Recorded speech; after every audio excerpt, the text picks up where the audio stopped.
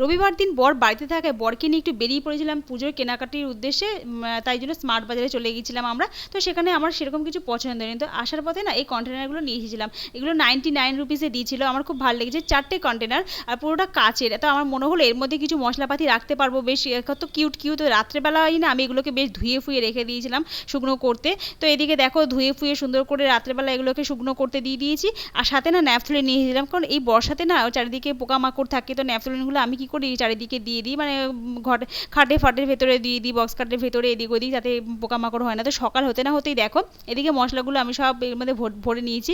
তো মেয়েরা তো জানো কোনো কিছু নিয়ে এলে খুব এক্সাইটেড থাকে কতক্ষণে সেটা ব্যবহার করবে, তো আমিও সেরকম। তো আমি এগুলো দেখো একটার মধ্যে লঙ্কার গুঁড়ো রেখেছি, একটার মধ্যে হলুদ রেখেছি, একটার মধ্যে বিট লবণ রেখেছি, একটার মধ্যে জিরের গুঁড়ো রেখেছি। এই 4টে কন্টেনারে 4টে জিনিস আমি সুন্দর করে সাজিয়ে নিয়েছি।